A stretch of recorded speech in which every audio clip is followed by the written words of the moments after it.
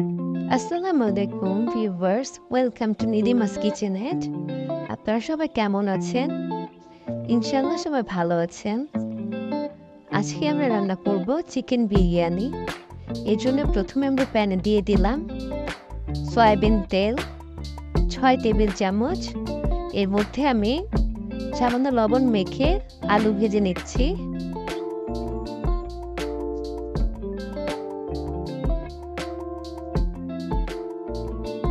আলু ভাজা হয়ে গেলে আমি তুলে রাখবো। এরপরে আমি ওই তেলের মধ্যে দিয়ে দিচ্ছি আগে থেকে ম্যারিনেট করে রাখা মুরগির মাংস এবং মুরগির শর্ট পিস, যেগুলো আমি ম্যারিনেট করেছিলাম। সামান্য আদা রসুন, লবণ, লেবুর রস আর সামান্য একটু জাফরান ফুড কালার দিয়ে এখন আমি দিয়ে দিলাম তেজপাতা, কাঁচা গরম মশলা, এলাচ, দারচিনি, লবঙ্গ। এরপর আমি অ্যাড করে দিলাম পেঁয়াজ কুচি আর কাঁচা মরিচ। আজকে আমি বাড়িতে থাকা মশলা দিয়ে চিকেন বিরিয়ানিটা করব ঝটপট। দিয়ে দিলাম আদা রসুন,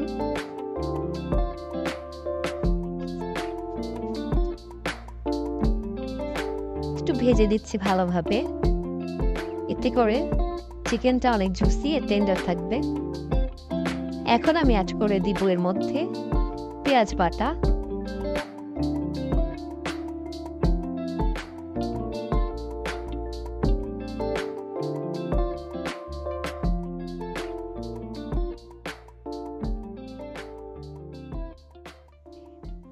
আমি 6 টেবিল চামচ পরিমাণ পেঁয়াজ বাটা দিয়ে দিলাম।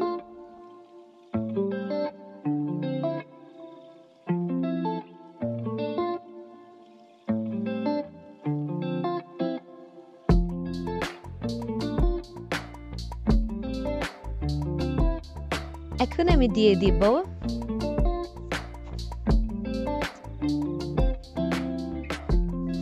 3 টেবিল চামচ পরিমাণ টমেটো সস। এতে করে খুব ভালো একটা ফ্লেভার এন্ড টেস্ট আসে।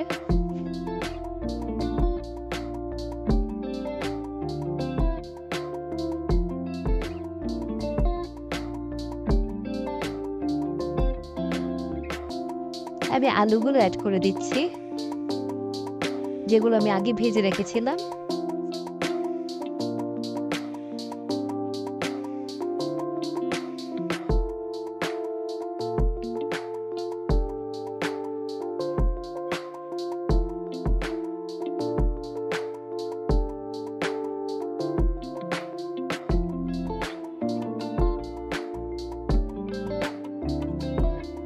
এখন আমি ঢেকে দিব যাতে মুরগিটা প্রপার কুক হয়।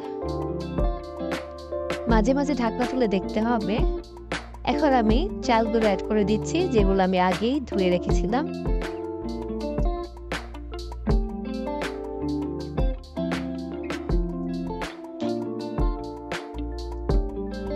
দিয়ে দিলাম সামান্য একটু চিনি, এতে করে টেস্টটা দ্বিগুণ বেড়ে যাবে।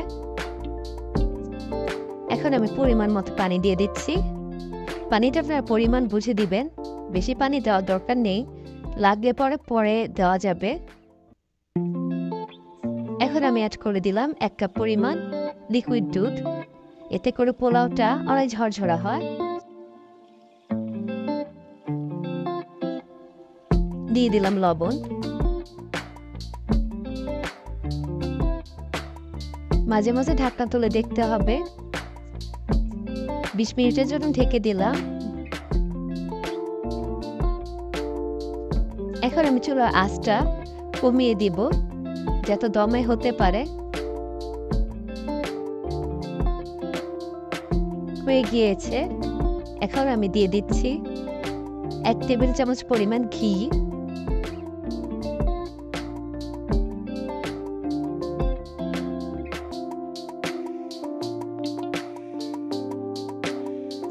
চুলাটা অফ করে ঢেকে রাখবো। হয়ে গিয়েছে বিরিয়ানিটা। আপনারা সবাই ভাবে ট্রাই করবেন, ইনশাআল্লাহ খুব ভালো লাগবে। সবাই ভালো থাকবেন, সুস্থ থাকবেন। নিরিমাস কিচেনেটের সঙ্গে থাকবেন। আল্লাহ হাফিজ।